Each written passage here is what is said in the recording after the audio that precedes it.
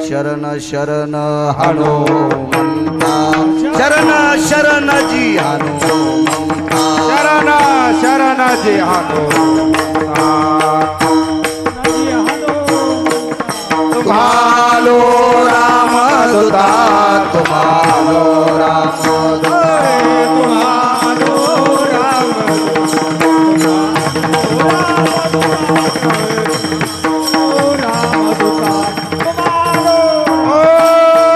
शरण शरण जी हनुमंता तुम्हालो रामदूता तुम्हालो रामदूता तुम्हालो रामदूता शरण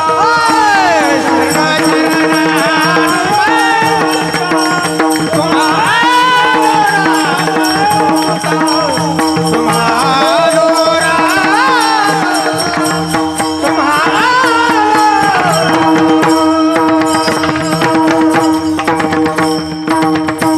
शरण शरण जी हनुमंता तुम्हालो रामदूता यत्सर्वानं पुनितो भयशास्त्रामुच्यते न सर्वानाम् एकादश रुद्राधिष्ठिताया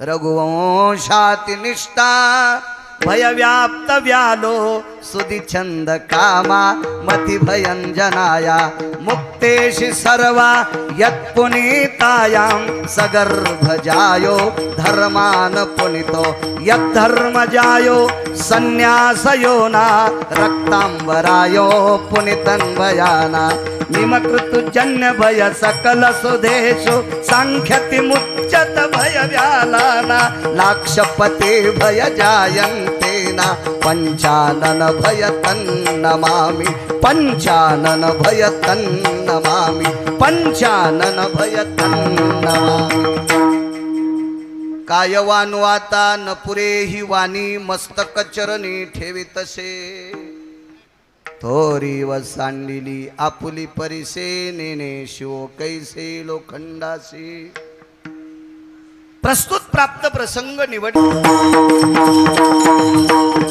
ब्रह्मांडाच्या मालकाच्या नामानं विश्व ढवळून काढलं विश्व ढवळून काढलं आपल्याला प्रांत ढवळीता येत नाही बाप कीर्तनकार पोरग कीर्तनकार असलं तर बाप देशी पेतू ज्याला बाप धुता येत नाही त्याची पात्रता तरी काय लोकांना बोलायची माझ्या देहूतल्या मालकांना विश्व ढवळलं विश्व व्याप्ती आहे त्यांची हा अधिकार आहे दिगंबरराव या लोकांचा आणि एवढी तुकोबरायची पात्रता असताना ती वाणी किती सगर्भ असेल किती फलित वाणी असेल किती पवित्र वाणी असेल त्या वाणीतली धमक सांगू का तुम्हाला धमक वाणीतली धमक भरत बुवा सोडून द्या तुकोबाराय नावात इतकी धमक होती इतकी नावात धमक होती इथं बसलेला प्रत्येक व्यक्ती दक्षिणेच्या राजाला भेटतो आणि दक्षिणेचा राजा नुसतं तुकोबारायचं नाव ऐकतो तुकाराम नाम घेता का प्रियम नाम घेता का प्रियम नाम घेता का प्रियम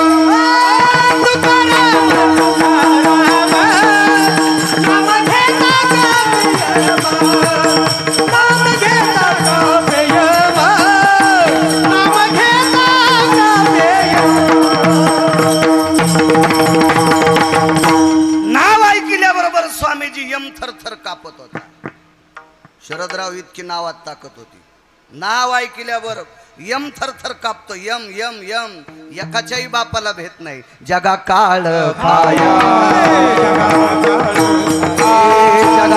काळ खाया अभी माथा दिला पाया अभी माथा दिला पाया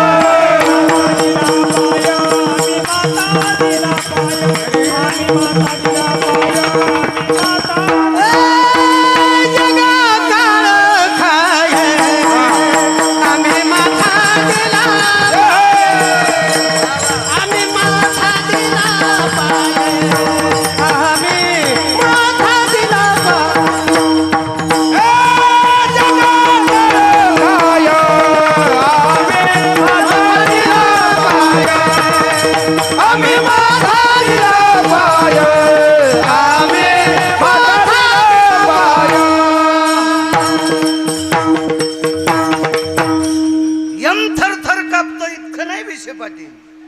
कुणाच्या बोखंडीवर पाय द्यायची ताकद यांची. काय धमक असेल, किती मोठी धमक असेल.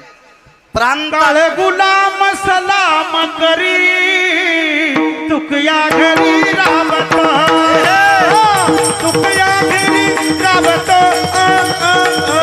तुकया घरी राबत.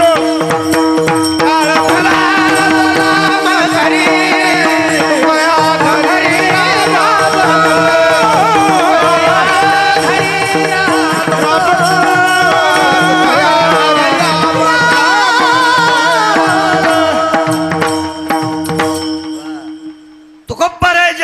काम करायचा काळ. गुलाम आहे, मुजरा करत होता, मुजरा मुजरा मुजरा करत होता. ही तुकोबरायची व्याप्ती. एवढा मोठा अधिकार तुकोबरायचा. कुटुंबातल्या एका माणसाचा जर अधिकार मोठा यशवंतराव जर असेल ना, तर अख्ख्या कुटुंबाला वजन मिळते, अख्ख्या कुटुंबाला. तर तुकोबरायच्या कुटुंबातला प्रत्येक व्यक्ती वजनदार होता, प्रत्येक व्यक्ती. तुकोबरायच्या जीवनात जिने पाणीग्रहण केलं, कौटुंबिक प्रणालीमध्ये तिला पत्नी म्हणतात. आणि तुकोबरायची अर्धांगिनी एवढी अधिकारी, एवढी अधिकारी, जिच्या पायातला काटा काढण्यासाठी विटेवरचा मालक धावून येत होता, विटेवरचा मालक. एवढं कुटुंब अधिकारी. आणि हे नाविन्य असताना तरी पण तुकोबाराय म्हणतात की माझी वाणी संतांचं वर्णन करत असताना पुरत नाही. त्यार्थी संत किती अधिकारी असताल. तुम्ही जेवढा आशीर्वाद देताल तेवढा गिरगावचा बाळू बोलण्याचा प्रयत्न करेल. विठाला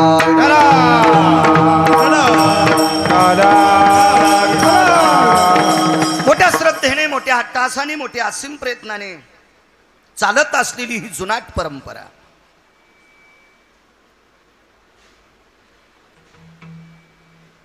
या परंपरेचा आध्यात्मिक वृक्ष इतका मोठा झाला, इतका मोठा झाला.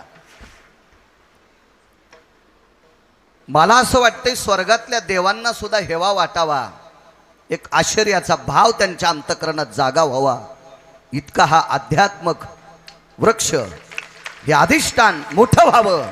आणि ते मोठं तुमच्या आमच्या सगळ्या भक्तांच्या वतीनं करून घ्यावं, ही मारुतीरायच्या चरणी प्रार्थना. खूप दिवसापूर्वी माझं कीर्तन कोणी ठेवलं असेल मला यजमान माहीत नाही, पण इथेच एक झाड होतं, त्या झाडाखाली मी कीर्तन केलं.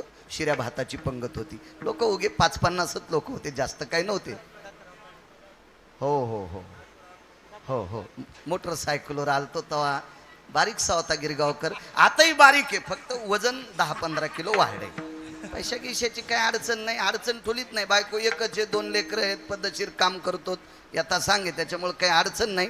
त्यावेळेसही मोठा नाही, आताही मोठा नाही. आता फक्त वजन 10-15 किलो शिल्लक झालंय. त्यावेळेस पासून कृपा येऊ देत येऊ देत येऊ देत एवढी मोठी कृपा या मारुतीरायची आहे. त्यावेळेस पासून मी महाराष्ट्राच्या मातीत फिरतो. माझे 4009 गावं आत्ताच्यानं महाराष्ट्रातली पूर्ण झाली, एकदा गेलेले. त्या प्रांतातल्या देवांचा आशीर्वाद असतो, संतांचा आशीर्वाद असतो. मला असं वाटतंय दिगंबरराव पाटील या अभिषेकाची, या पंगतीची मला वाटतंय 3री सेवा असेल शरदरावांची. माझ्याकडे आलेली स्वामीजी 3री सेवा. वा, सेवा नाही म्हणता येणार, माफी लागतोय. कारण सेवा त्याला म्हणत जावा की जिथं बुक्का पण लावून घेतला नाही त्याला. विठाला विठाला मारुतीराय म्हणते, बाळ्या यमाला सांगून असा हानीन तुला, तू माझ्या दरबारात खोटं बोलायला. बेटा पाकिट घेतून सेवा म्हणतो, यम लाल होस तर हानीन. आमच्यावर घेतल्यावर तुमची खसखस पिकली, तुम्ही पण माझ्यात सामील आहेत. विठाला विठाला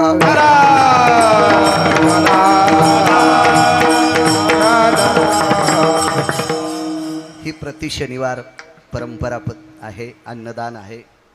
प्रत्यक्ष जाज्वल्य अन्नपूर्णेचं अधिष्ठान श्री क्षेत्र यशवाडी संस्थान, अधिष्ठान विश्वाच्या मालकाच्या अंतःकरणातलं, हृदयातलं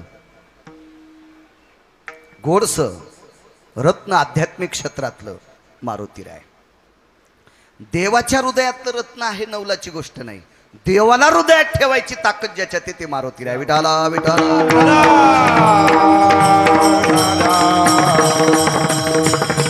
आणि अशा परमपावन अधिष्ठानावर शरदरावजी तुम्हाला सेवा घडती. माझ्या अल्पशा मतीनं मला सांगता येणार नाही, पण तुम्ही नशीबवान आहात, तुम्हाला इथं सेवा घडती. आम्ही सुद्धा कीर्तन करतो. एकाही उभ्या माणसानं अंगावर घेऊ नका, बसलेल्यानं बी अंगावर घेऊ नका. माझं रेडीमेड कपड्याचं दुकान आहे. मी काय कोणासाठी शर्ट शिवित नाही, तितका नालायक बी नाही कोणाला शर्ट शिवायला. अंगावर घेऊ नका.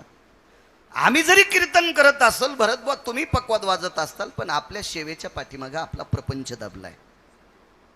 काय गरज होती या माणसाला पंगत करायची? जिल्हा परिषदला उभं राहायचं नाही, पंचायत समिती लढवायची नाही. स्वामीजी हे तर मान्य करावं लागेल. मग अशी लोक ज्या वेळेला करतात का, त्यावेळेला याची दखल मला वाटते मारुतीराय सुद्धा घेत असतात. असं काय असेल बरं संतांकडे की जेणेकरून तुकोबाराय म्हणतात माझी वाणी पुरत नाही? काय असेल? रावण 4 होते, 4 रावण. बसा शांत जागच्या जाग्यावर, जिथं जागा असेल तिथं.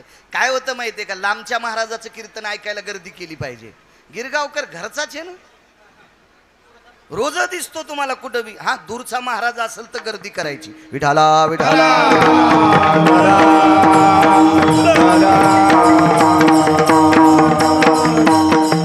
4 रावण आहे, 4. त्याच्यातला एक रावण इतका शक्तिशाली ज्याच्या अर्थप्राप्तीचं वर्णन देहूतले मालक करतात. तुका म्हणे ज्याची संपदा एवढी. रिकामे इतकं तुकोबर आहे कोणाच्या पैशाचं वर्णन करायला? रिकामे. अहो, पैशाची मालकीन ही ज्याची पत्नी आहे दिगंबरराव, पैशाची मालकीन आपल्या जवळच्या नाही, विश्वात जितके देश आहेत या सर्व देशातल्या पैशाची मालकीन लक्ष्मी आहे. आणि लक्ष्मी ज्याची पत्नी आहे तो किती मोठा असेल. आणि तो जर तुकोबरायच्या घरी गोदड्यावर बसत होता, मोडक्याची बाजा वरे वाकळाच्या शेजा, पैशाचा मालक, विश्वाचा मालक, एवढा मोठा जगाचा बाप. आणि ते कशाला वर्णन करतात कोण्या पैशावाल्याचं? पण रावण होता वर्णन करायच्या लायकीचा. असे 4 रावण, त्याच्यापैकी एक रावण होता, त्याचं नाव होतं शतमुखी नावाचा रावण. बलाढ्यशाली होता तो, फार बलाढ्यशाली. म्हणे वैकुंठवासी माधव महाराज मगर सुरजखेडकर म्हणायचे, हा शतमुखी नावाचा रावण ह्या 10 तोंडाच्या रावणाच्या एका भावाचा व्याही होता. मी काय त्या काळातला तिथला सरपंच नव्हतो, फक्त पुराण सांगते, मला पुराण पाहायचा नाद आहे. आणि स्वामीजी पुराणाला आपल्या संप्रदायात किंमत आहे. पाहावे पुराणी विचारोनी, भंगिऱ्याचं चरित्र न सांगावे कीर्तनी, नालायकानं लिहिलेलं न बोलावा वक्त्यानी, गौहत्या समम पाप हा आधार नाही. आहे का पुरावा? आधारावा सोनी काय सांगशील कहाणी, काय सांगशील कहाणी, काय सांगशील कहाणी, आधारावा सोनी काय सांगशील कहाणी, काय सांगशील कहाणी, काय सांगशील आधारावा सोनी काय सांगशील कहाणी, काय सांगशील कहाणी, काय सांगशील कहाणी, आधारावा सोनी काय सांगशील कहाणी, काय सांगशील आधारा वाचोनी काय सांगशील कहाणी. कीर्तनातल्या वक्त्यांनी, भागवतातल्या, रामायणातल्या, वारकरी संप्रदायातल्या वक्त्यांनी ज्याला आधार आहे ती गोष्ट बोलली पाहिजे. आधाराच्या व्यतिरिक्त कीर्तनात सांगणे म्हणजे सात्विक सदाचारी माणसाचा वेळ मातीत घालणे आणि त्या वेळानं त्याचा संसार फुकून घेणे, त्या पापानं. विठाला विठाला. वारकरी संप्रदायातलं एक मर्मज्ञ रत्न माधव महाराज मगर. आणि त्यांनी वर्णन केलं की कुंभकर्णाचा व्याही आहे शतमुखी नावाचा रावण. व्याही आहे, व्याही.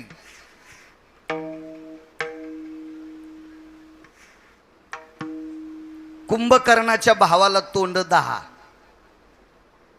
आणि कुंभकर्णाच्या व्याह्याला तोंड 100. म्हणजे भावापेक्षा व्याही मोठा. रावण मारल्या गेला, 10 तोंडाचा रावण मारला, विभीषणाला लंकेचं राज्य दिलं आणि शतमुखी रावणाच्या पोटात अशी खिचडी शिजली. 100 तोंडाचा युहाई असताना माझ्या विहाच्या भावाला मारलंय आणि जो रामाच्या पक्षात गेलाय. वाक्य नीट ऐका. चांगल्या माणसाला, नालायक लोकांना चांगली माणसं चांगल्याकडे गेलेली आवडत नसतात. नालायकाला, बरं नालायकाला. सज्जनांना सज्जन माणसं सज्जनाकडे गेलेली आवडत असतात. पुन्हा एक वाक्य लक्षात ठेवा गजमल दादा. पैसे कमावणं बुद्धीच्या बळावर ज्याला त्याला जमत असेल आणि पैसे कमवणं न कमवणं किंवा किती याचे हे एखाद्याच्या कष्ट करू नका असं म्हणणार नाहीत, पण याच्यावर बी आधारित येतं. अन्न मान धन हे तो प्रारब्धाधीन, हे तो प्रारब्धाधीन, हे तो प्रारब्धाधीन.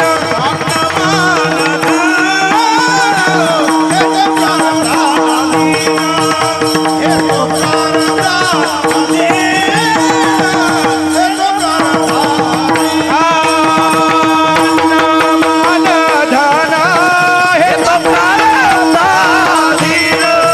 हे तो प्रारब्धाधीन, हे तो प्रारब्धाधीन. अन्न मन धन हे तो प्रारब्धाधीन, हे तो प्रारब्धाधीन, हे तो प्रारब्धाधीन. प्रारब्ध लागते, प्रारब्ध. तुम्हाला सांगतो, उभाटे आऊत बैल वडायलाय कृष्णा भाऊ. नोकरी आहे तुम्हाला, पण रविवारी जात जा शेताकडे, कारण त्याच शेतातली ज्वारी खाऊन तुम्ही बुद्धिमान झाले. त्या शेताला विसरू नका, ही विनंती तुम्हाला. जात जा रविवारी, 15 दिवसाला तरी एकदा जात जा.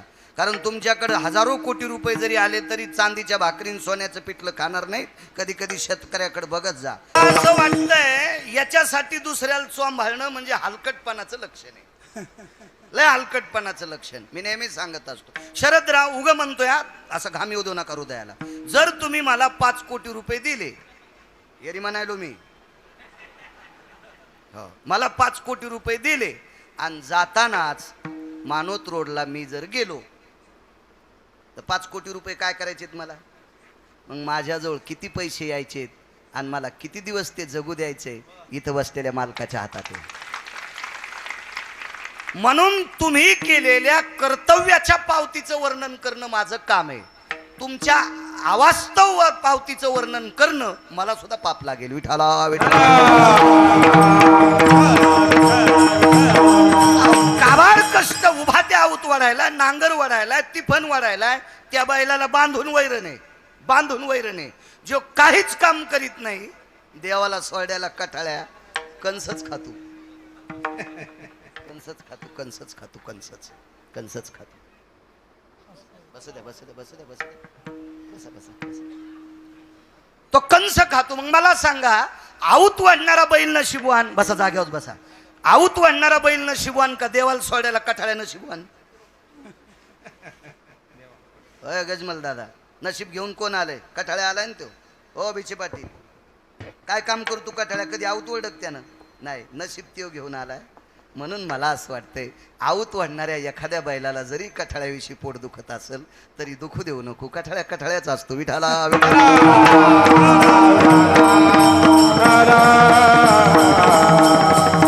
सहन केलं पाहिजे.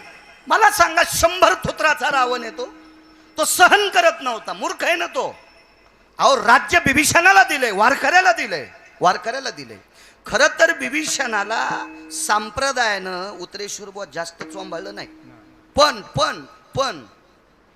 त्यांनी जर चोंबाळलं नसेल, तुकोबाराय, नामदेवराय, नानोबाराय, नाथबाबा, सावता बाबा यांनी चोंबाळावा असा जरी विभीषण लायकीचा नसेल, पण आपण त्याची चेष्टा करावा ही आपली पण लायकी नाही.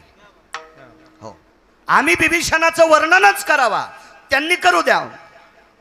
मनसी विभीषण शहाणा महामूर्ख जाना, त्यांचं वाक्य आपलं नाही. बरं आपली ताकद नाही. आपण बिभीषणाच्या पायाला चिटकलेल्या मातीचा कण नाही. उदाहरणार्थ तुमचं मोह जर घर पेटलं तर काय करतो? कसं पेटू देईन देव? हा, इमानदारीन पकवाद वाजायचा पेटत नसतंय. कोणाच्या बी कीर्तनात हा मोठाले याच्या नीट वाजिताना मोठा महाराज मोठा लहान नसतो. त्या गथुड्यामुळे महाराज मोठाले झाले हो. जे गथुडं जास्त घेतो त्याला महाराज मोठा म्हणते. हे मोठा म्हणणाऱ्याला बी यम हानील. विठाला विठाला माझ्या मते यशवंतराव महाराज तो मोठा ज्याचं आचरण गोड आहे, तो मोठा. अभ्यास कोणी करायलेत? युम पठाण दिगंबरराव जातीनं मुसलमान, युम पठाण जातीनं मुसलमान, प्रख्यात ज्ञानेश्वरीवर प्रवचन करणारा व्यक्ती युम पठाण. हा मुस्लिम समाजाची माणसं इतकी उंच गेलीत. APJ अब्दुल कलाम गीता पाठ होती, गीता गीता गीता. मग आम्ही हिंदू धर्मातल्या महाराजांनी पाठ करणं याच्यापेक्षा आचरण सांभाळणं याच्यात आम्ही मोठे असतो. गुठुड्यामुळं मोठे म्हणते. अभ्यासू माणूस असेल, आचरण त्याचं गोड असेल, भरत बुवा भरत हे यष्टीनं येत असेल, त्याचं पण कीर्तन इमानदारीनं वाजवा. देव तुमचं इतकं भलं करीन, इतकं भलं करीन की ते भलं सांगत असताना तुमचं तोंड कमी पडेल. विठाला विठाला. चला, आपल्यापेक्षा का श्रेष्ठ? तुमचं घर पेटलं, माझं घर पेटलं, आपण काय करू? फोन लावू, पाणी आणा रे, हौद मोकळे करा रे, रान्न मोकळे करा रे, मोटर लावा रे, हे करू. बिभीषणाचं गाव पेटल्याच्या नंतर त्यानं घराच्या बाबतीत विनंती केली शरदराव, ती प्रभू रामचंद्राला. प्रतापे सबळ नामाची, प्रतापे सबळ नामाची, प्रतापे सबळ नामाची, तुका म्हणे अग्नी झालाचे चित्त. प्रतापे सबळ नामाची, प्रतापे सबळ नामाची, प्रतापे सबळ नामाची, अग्नी झालाचे चित्त.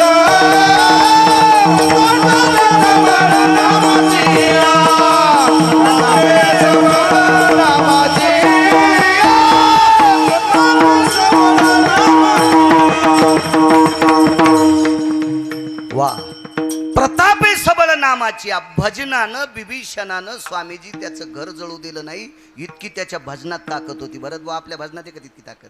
मग आपल्यापेक्षा बिभीषण श्रेष्ठ आहे. प्रतापे सबळ नामाची. पण बिभीषणाची चेष्टा करावा आपली पात्रता नाही.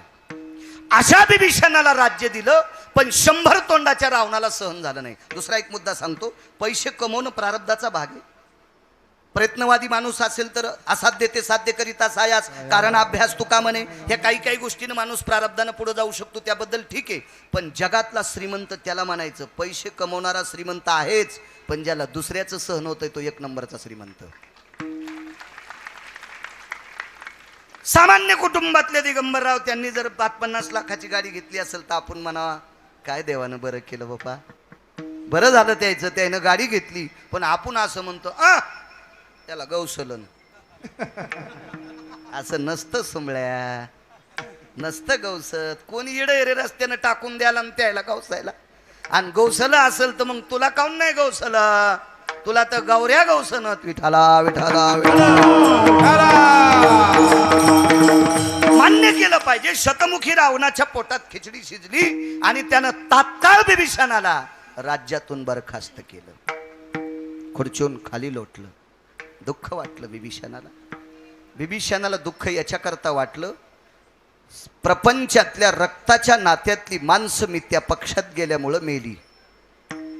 प्रपंचातली जवळची रक्ताच्या नात्यातली माणसं मी रामप्रभूच्या पक्षात गेल्यामुळं मेली. वाक्य नीट ऐका. मी प्रभू रामचंद्राच्या विरोधात नाही, त्यांच्या भक्तापुढे कीर्तन करतो. एका बुक्कीत मारतील गिरगावकरला. बिभीषण जर प्रभू रामचंद्राकडे जात नव्हता स्वामीजी, तर 1 कोटी राम जन्माला आले असते तरी रावण मरत नव्हता. इतकी ताकद बिभीषणात होती, इतकी ताकद होती. आणि मी त्या पक्षात गेल्यामुळे माझ्या रक्ताच्या नात्यातली हत्तीच्या अंतकरणाची माणसं मेली. मरू द्या, तरी पण त्यांची प्रॉपर्टी खाचा योग माझ्या जीवनात आला, ते राज्य भोगायचा योग माझ्या जीवनात आला. पण आमच्याच रक्ताच्या नात्यातल्या संबंध केलेल्या एका नातेवाईकानं मला राज्याहून ढकललं, याचं दुःख त्याला होतं. आणि चिठ्ठी गेली अयोध्येला. अयोध्येला चिठ्ठी पोचली. वाचिली चिठ्ठी ती. माननीय, सन्माननीय, आदरणीय, पूजनीय, आताचे शब्द आहेत. आताचे त्या काळातलं पत्र कसं असेल? समान्य सवे सुतम कुलायाम तेजो भास्करो वंशानाम पुनितयम अजराजाति दशरथो सुतेषु रघुवंशानाम यत्पुनितायां फलं त्वं हस्तेति जायतेनं कृपा पात्रेनाधिष्ठितं सिंहासनस्फुर्णतयो. आज राजाचे पुत्र राजा दशरथ, दशरथांचे पुत्र रघुराम, तुमच्या कृपा प्रसादाने लंकेचं स्वराज्य सिंहासन मला प्राप्त झालं. ममम अभाग्या तुजायम, माझं भाग्य कमी पडलं आणि शतमुखी रावणाने माझं राज्य हिरावून घेतलं. लगेच ते पान पालथ केलं आणि त्या पानावर मागून लिहिलं, उद्या सकाळी ठीक 9 वाजता तुला पुन्हा राजा करीन. आणि आकाश मार्गाने ते पत्र गेलं. त्यावेळेला विमान होते ना, 14 विमान होते रावणाकडे. 14 विमान होते. 14. आतापर्यंत पृथ्वीवर जितके देश आहेत, एकाही देशातल्या श्रीमंताकडं रावणाला जे विमान होतं ते विमान एकालाही नाही, मिळणारही नाही. विठाला विठाला.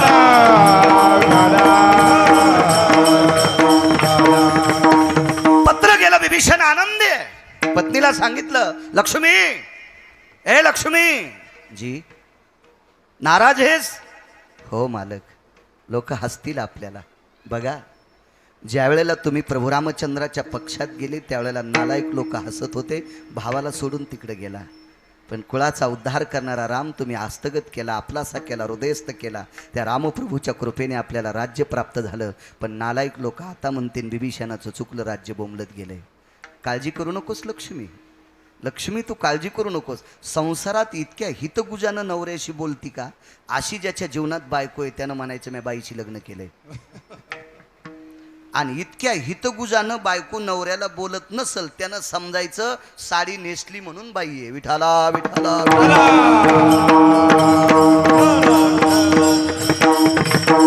मी नेहमी सांगत असतो, ह्या म्हणत असते मेला आमच्यावर कोण बॉम्ब टाकी तू. पण बाई महादेवाला किती पाणी घालती, पांडुरंगाला किती मंजुळा वाहती, त्याच्यापेक्षा पप्याच्या बापाला किती जीव लावती ते सांग. हो, यायचं पाणी घालणं का सोपं आहे का? तांब्यानं एकूण एकीचे डोसके फोडी यायनं. मला पाणी घालू दिन, मला बेल वाहू दी. हो, इतकं सतीने घावा की डोसके फुटूस तर. एकूण एकीचे डोसके तांब्यानं फोडे आहे ना, तांब्यानं. काय शिवजी म्हणत असतील, शेपुड्याच आल्या माया मंदिरात. विठाला विठाला.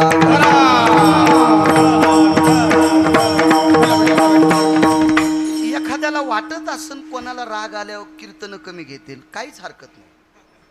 पण वक्त्यानं खरं बोलत जावा. भिलत नाही पाहिजे, भिलं नाही पाहिजे. वक्त्यानं सरळ बोललं पाहिजे. कळलं नाही. बाईनं सर्वात मोठी सेवा आपल्या पतीची करायची. मग तुम्हाला सांगू का, नवऱ्याच्या 3दा पाया पडणाऱ्या बाईच्या पाया पडे होते मारुतीराय. माहिती असू द्या तुम्हाला, माहिती असू द्या. जी बाई नवऱ्याच्या 3 वेळेला पाया पडती का, तिच्या पायाजवळ जाता येत नव्हतं म्हणून तिच्या अंगणात फिरत होती का, त्या अंगणात मारुतीराय लोळले. तिच्या पायानं पुनीत झालेली माती मारुतीराय अंगाला लावित होती. तिने तेज कांती प्रसन्न केला. काय म्हणते तिला? चंद्रसेना म्हणती तिला. आठवण आहे एखाद वेळेस, फक्त मेमरी कार्ड लोड आल्यावर. तेने तेज कांती प्रसन्न केला. तिने तेज कांती प्रसन्न केला. तेच्या चरणावरती. क्या बात आहे. तेच्या चरणावरती लोळला. एक दिवस संचय ठेला. क्या बात आहे. वा वा वा.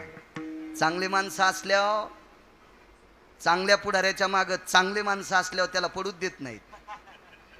आणि चांगल्या पुढाऱ्याच्या माग फुटके दुर्ण असल्यावर त्याला उभं राहूच देत नाही. हो, म्हणून ज्या पुढाऱ्याला मोठं व्हायचं का त्यानं फुटके दुर्ण ठवाचेत नाही. कारण चपाती येऊस तरच वरण गळून जातो. मग कोरडीच चपाती खावा लागते. तसा आमचा दुरण बरा आहे. विठाला.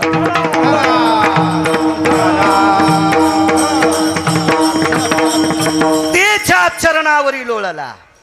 तिथे लोळलाय. तिथे कोण बाई होती माझ्या माईंनो सांगू, माझ्या बहिणींनो, माझ्या मावशांनो, माझ्या माईंनो. ती बाई होती चंद्रसेना. राक्षसाची बायको आहे, पण देवापेक्षा नवऱ्यावर प्रेम करत होती. म्हणून तिच्या पायाची माती अंगाला लागाव मारुतीरायानं अपेक्षा केली. इतकी ताकद आहे पतीच्या सेवेत. कधी कधी चांगलं करत जा, देव तुमचं चांगलं करेल. असो, निरोप द्याला उद्या सकाळी 9:30, 10, 11, 12 वाजता राज्य देईल.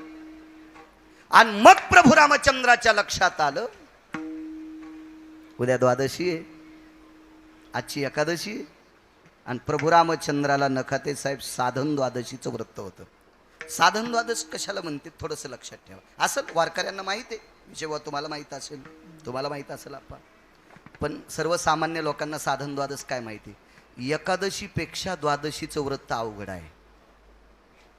करता येते एकादश कोणाला. 12 वाजता फराळ केला काय, 2 वाजता केला काय, बायको सूर्यवंशी असली तर संध्याकाळी केला काय, धका तू.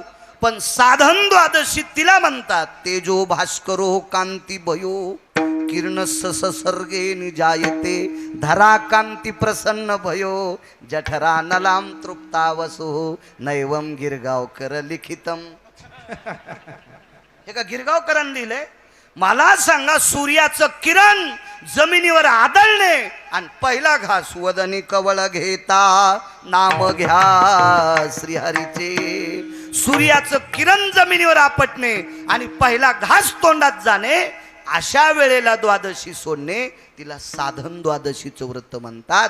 आणि खपक्या मारायचा होता न भरत बुवा 100 तोंडाचा, ते कवा मारा. संध्याकाळ झालेली आहे आणि मग पंढरपुरातल्या मालकाचा चेहरा बारीक झाला, शरदराव बारीक झाला.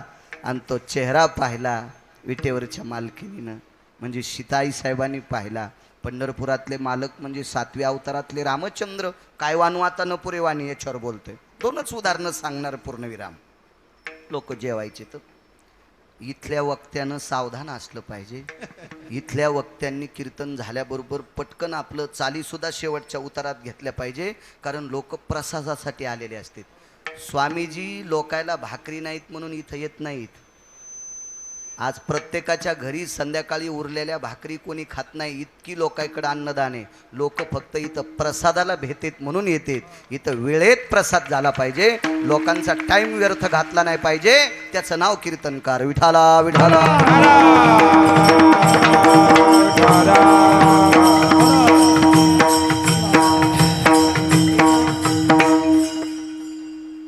विचारलं प्रभू, आज चेहरा तुमचा बारीक आहे. सीते, विभीषणाला शब्द दिलाय उद्या राज्य देईल. काय तुम्हाला अशक्य आहे? त्याचा भाऊ मारून राज्य देता आलं दिगंबरराव. मग आता दुसऱ्यानं घेतलं असेल तर राज्य द्यायला काय हरकत आहे? हे सगळं खरं आहे ग. पण कुंभकर्णाचा व्याही म्हणजे विभीषणाचा सुद्धा व्याहीच लागतो. तो यशवंतराव दिगंबररावचे व्याहीन तुमचे कोण आहेत? व्याहीच आहेत. व्याहीच लागतात, व्याहीच लागतात. मग त्यांच्या व्याह्यानं झडप घातली ग. आणि रात्रीत कसा मारू ग? आईसाहेब किती गोड बोलल्या माहिती. बायको किती हुशार असावा. किती बोलल्या आईसाहेब. आईसाहेब म्हणल्या, प्रभू तुमचा शब्द खोटा होऊ नये असं तुम्हाला अंतःकरणातून वाटत असेल तर हा शब्द खरं करण्याची ताकद यशवाडीतल्या मालकात आहे. आणि तुम्ही त्याची विनंती करा, विनंती करा. तै पाचारिला अंजनी सुत निशिदाटले से घनदाट.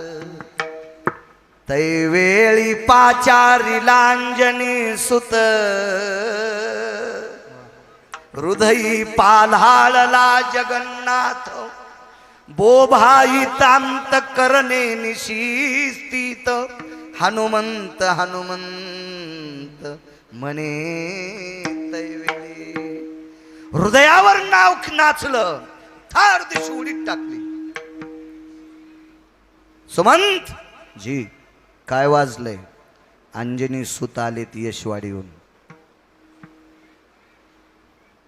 तुम्हाला एक सांगू, अधिकारी माणसाचे स्वामी डोळे रडत नसते, अंतःकरण रडत असते. प्रभू रामचंद्राचं हृदय रडत होतं. हृदय अडचणीत नाव घ्यावा आणि त्यानं हजर राहावा. प्रगट झाले. काय प्रभू काम आहे? काय काय काम आहे? काय काही नाही रे. तो शतमुखी रावण मारल्याशिवाय विभीषणाला घेतलंय राज्य. कोणी? शतमुखी रावण. चला मी जाऊन येऊ का प्रभू? नको रे, तो एकटा नको, मला घेऊन चल. घेतलं खांद्यावर स्वामीजी प्रभू रामचंद्राला. प्रभू रामचंद्र हे रामायणात बघायचं नाही. मग तुम्ही म्हणताल तू उसातलं सांगायला का? असं इचकू नका, मला वाचायचा नाद आहे. रेल्वेचे 2-4 डबे मोडतील इतके ग्रंथ आहेत, फक्त आपले तोंड पुरं नत्तीत रोख. विठाला विठाला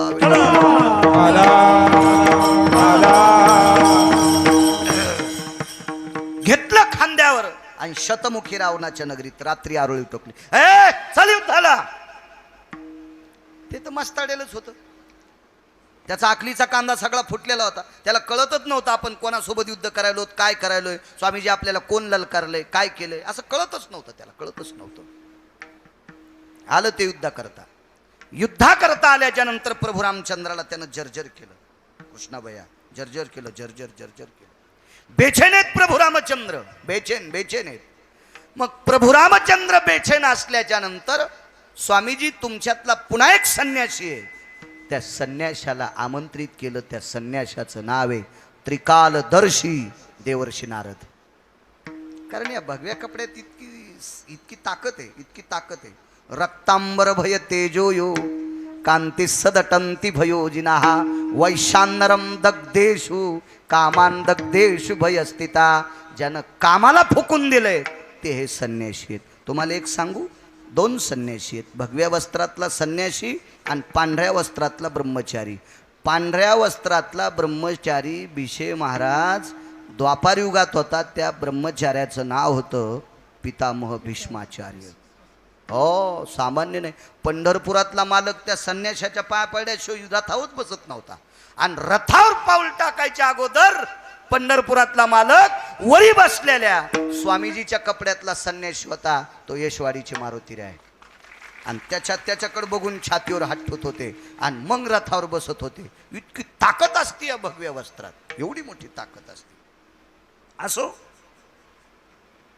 नारदाला आमंत्रित केल्याच्या नंतर नारदाने कानात सांगितलं, प्रभू तुम्ही काही जरी केलं तर शतमुखी रावण तुमच्याच्यानं मरत नाही, आईसाहेबाला आणावं लागते. अरे बापरे, 2:15 वाजले यशवंतराव रात्रीचे. आणि 2:15 वाजलेत. कधी त्या सीतेला आणायचे, कधी मारायचे, आणि उद्याचं मुहूर्त आहे, त्याला राज्याभिषेक करायचं, कसं करायचं. प्रभू रामचंद्र ज्याच्या खांद्यावर बसले खाली वाकले आणि खाली वाकून मारुतीरायाच्या कानात सांगितलं, हनुमंता एक काम करावं लागतंय, तिला आणावं लागतंय. आपल्याकडे तिलाच म्हणते. लग्न झालं ना तुमचं? काहीला अजून बी मला असं वाटतंय मोठ्या श्रद्धेनं मायबापाला सोडून सगळ्या गोष्टी सोडून ती त्या गोत्रात विलीन झाली. काय होतं नावायनं बोललं तर? तुम्ही मोठ्या आदरानं म्हणायचं शरदराव वर्षा, आदरानं म्हणायचं, आदरानं म्हणायचं, हा आदरानं म्हणायचं ना वर्षा. काय असेल तुमच्या मंडळीचं नाव, तुम्ही आदरानं म्हणायचं ना. यमुनीच माय, अरे तू का म्हशी हाकलायला का शेपुडे हाकलायला येडपटे काय, तुला वरून पडली का ती? अरे माय बापाला सोडून त्याचं काळीच लपलप करीत होतं तुझ्या सोबत येत असताना. मुलगी वाट लावत असताना मायबाप रडतील नवल नाही. निष्ठावंत जर बँड वाजणारा असेल ना, निष्ठावंत ज्याला प्रपंचातली आत्मीयता असावा, असा बँड वाजणारा सुद्धा पोरगी वाट लावत असताना जे गाणं म्हणते त्या गाण्यात त्याच्या कडावल्या होत्या डोळ्याच्या. इतकं मोठं तुझ्याकडे आली, मग नावानं बोलत जाय, लक्ष्मी, सावित्री, दुर्गा, वत्सला, शेवंता, कौशल्या, असं बोलत जा ना माणसानं. पोरायची माय. मूर्खपणाचं टोके नाही, नालायकपणाचं टोके, मूर्खपणाचं टोके. बोललं पाहिजे आदराने. हे सीतेला घेऊन यावं लागतंय. तिथं शब्द कोणता वापरला माहितीये? ऐके हनुमंता वैदेही आणावी आता. पुढचं नाही म्हणित. ऐके ऐके रे हनुमंता वैदेही आणावी रे आता. हे पवनसुता, तू वैदेहीला घेऊन ये. काय नाव आहे गोड, घेऊन ये वैदेहीला. प्रभू रामचंद्रानं, मारुतीरायानं, येशवाडीतल्या मालकानं एका शकंदाचा उशीर न लावता सतू पाटील उड्डाण केलं. आणि अयोध्येत प्रवेश केला अपुशेठ. प्रवेश केल्याबरोबर लक्षात आलं स्वामीजी मी संन्यासी आहे, मी संन्यासी आहे आणि एक स्त्री खांद्यावर कशी नेऊ. नियम आहेत, मर्यादा आहेत स्वामीजी, तुम्हाला मर्यादा आहेत, मर्यादा आहेत. तुमच्या जीवनात भगव्या वस्त्रात, पांढऱ्या वस्त्रात आणि कबऱ्या बांड्या वस्त्रात लय फरक आहे. नियमाच्या चौकटीच्या बाजूला तिळा इतकं सरकता येत नाही हे भगवं वस्त्र. एखाद्या वेळेसली प्रपंचातली गोष्ट मला सांगता येईल कीर्तनात, यायनं सांगितले की देव पण नाक वाकडं करणार. नाही सांगता येत त्यांना, नियम आहेत, बंधन आहे चौकटीतलं. हो, आम्ही थोडेसे भरके येत, म्हणजे चिखला फेकला नाही. संसारातले थोडेसे डाग आपल्याला लागलेले, आमच्यात फरक आहे. तरी मी तुम्हाला सांगतो, पांढरं कपडा आणि भगवा कपडा याच्यातला फार मोठा फरक, फार मोठा कपडा. एक सोपं व्यवहारातलं उदाहरण सांगतो. पांढऱ्या कपड्यावाला रस्त्यानं चलत असताना चपला जर पायात असतील तर धोतरन पॅन्ट वरी करावा, नाही तर मागच्या पाण्यानं मांड्या लोक भरती. कबऱ्या बांड्या कपड्यावाल्याची भरती, पण असं केलं की निघून जाती. लय फरक. डुक्कर आलं भरलेलं. एक जण म्हणला हे बाजूला सरक. माझा आजोबा सरपंच असताना रोड झालता, डुकरा बाजूला सरक. डुक्कर म्हणला तूच सरक. ते म्हणला मी सरकणारच नाही. मग डुक्कर म्हणलं दाखवतो तुम्ही मजा. त्यानं हाणली शेपूट पायावर. डुकराची भरकी शेपूट होती. पप्याच्या माईला धुता धुनी गणती. नियम असतो, नियम. मारुतीरायने विचार केला आपल्याला नियम आहे, आपण चौकटीत आहे, जगाची मालकीने माते समान आहे, पण बसवा खांद्यावर कशी. मी तर ब्रह्मचर्य, पण नैष्टिक ब्रह्मचर्याचा कासोट आहे, पण सामान्य नाही ना. कसं बसू. युक्ती बुद्धिमतान वरिष्ठम, काय वानवाता न पुरेवानी, बुद्धिमतान वरिष्ठम. मारुतीरायने विचार केला तथांबरेषु भयव्याप्ती जलाशय तथा क्रियानाम धरणी सगर्भेषु जायते ओखदम सर्वस्थितेषु. याचा पुरावा सांगतो. पाण्याला दूरशास्त्रीनं हात लावल्याच्या नंतर माठात तिनं हात लावला की माठातलं पाणी प्यायचं नाही, त्याला मर्यादा आहे, त्याला मर्यादा आहे. पण त्या स्त्रीनं जर नदीला हात लावला तर पाणी दूषित होत नाही. पात्रे सगर्भेषु जलायाम 14 श्लोक आहेत, पण वेळ आपल्याकडे अपुरा आहे.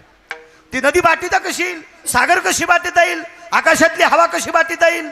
नाही, ती जर एखाद्या 10x10च्या खोलीत आहे आणि तिथं जर एखादा उंदीर सडला नका दे साहेब, तर तितकं ते 10x10ची खोली दूषित करू शकते. पण इथं उंदीर सडला आहे आणि परभणीत वास कसा जाईल. मग हे ताळा मारुतीरायनं तिथं लावला.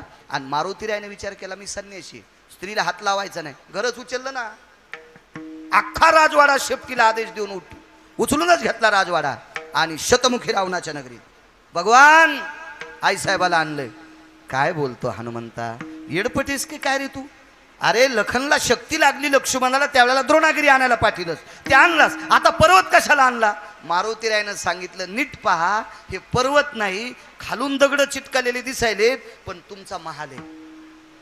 अरे राजवाडाच आणलास की काय. हो, मध्ये आई साहेब. मग तिला का नाही आणलं. नाही म्हणले माफ करा, मी कशाला झोप मोडू द्यायची, असं कारण सांगितलं. मोठी माणसं इतकी हुशार असतात, अंगावर कधीच काही येऊ देत नाही. हुशार लोक असतात, हुशार खरं. काही काही बायका सुद्धा इतक्या हुशार, एका घरी 10-15 पाहुणे आले, साखरेचा पत्ताच नाही कसा चहा करावा. पण सून इतकी हुशार होती, इतकी सून हुशार होती, सासू हापकून गेली.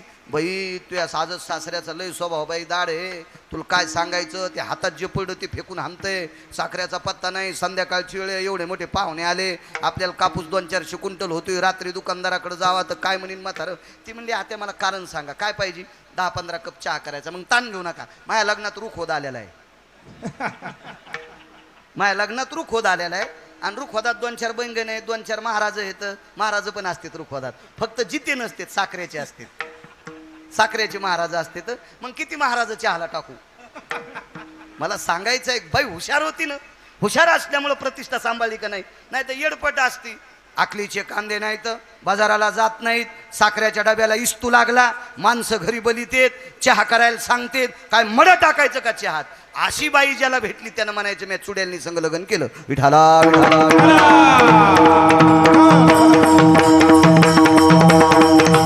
मोठी माणसं काय युक्तिवाद करतील काय सांगतात. मारुतीराय म्हणले प्रभू आईसाहेबाची झोप कशाला मोडू यशवंतराव. आणि झोप मोडू नये याच्या करता मी आणला. या वेळेला कशाला झोप मोडायची.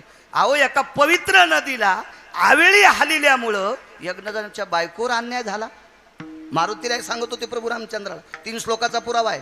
आवेळी गंगेला हलवल्यामुळं एका न्यायशास्त्र परिपूर्ण असणारा व्यक्ती मुनिश्री गौतम पत्नी विश्वातली 222 स्त्रियापैकी 1 नंबरची सुंदर अहिल्या हिच्यावर अन्याय होतो. बापानं आवेळी मालकानं आवेळी गंगेला हलवल्यामुळं मी संन्यासी आहे, मला पत्नी जरी नसेल तर अंजनी माता आहे ना प्रभू, त्याच्यामुळे मी कशाला आईसाहेबाला आवेळी उठू. मग आवाज दिला, सीते ए सीते, आले प्रभू.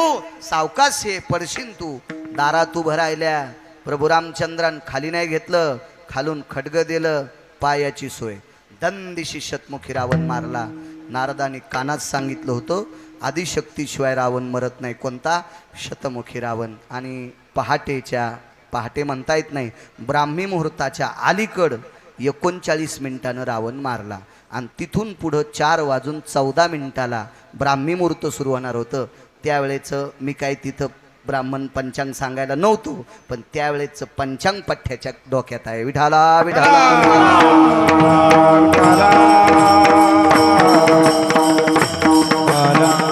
4 वाजून ब्राह्मी मुहूर्त लागणार. त्याच्या अलीकडे 39 मिनिटानं सीताई साहेब तिथं उभ्या आहेत. हातात खड्ग दिलं, मार.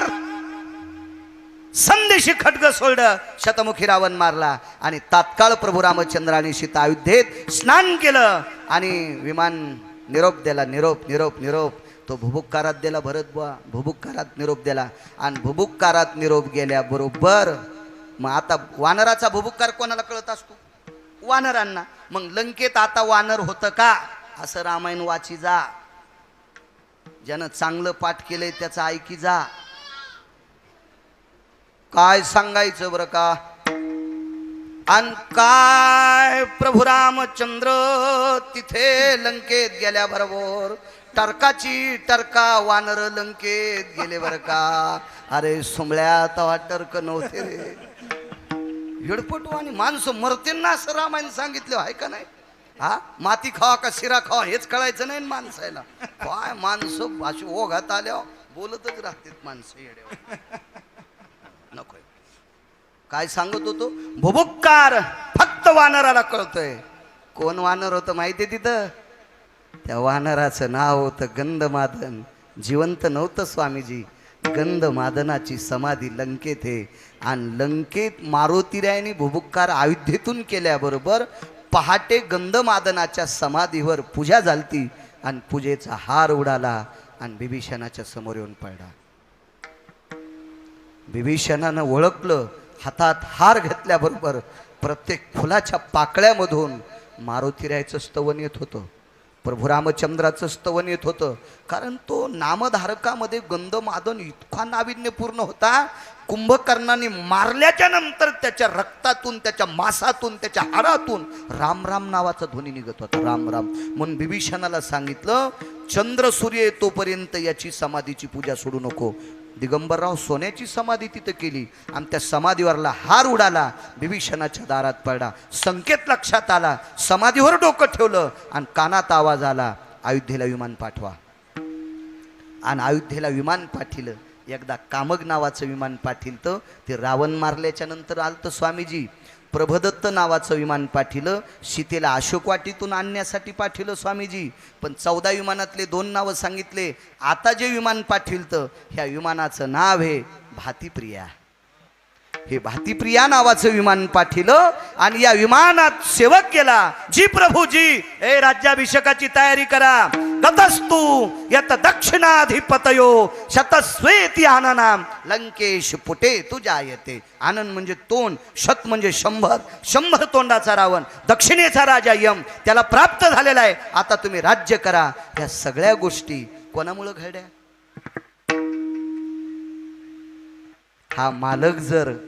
हा मालक जर प्रभू रामचंद्रावर कृपा करीत नव्हता तर रात्री प्रभू रामचंद्राला शतमुखीच्या लगरीत नेत नव्हते. रात्री सीतेला नेत नव्हते. आणि नेत नव्हते तर द्वादशीच्या पर्व काळावर विभीषणाला दिलेला शब्द, एकादशीच्या पर्व काळावर द्वादशीला राजा करीन, हा शब्द पंढरपुरातल्या मालकाचा खोटा होत होता. पंढरपुरातल्या मालकाचा शब्द खरा करण्याची ताकद येशवाडीतल्या मालकात आहे.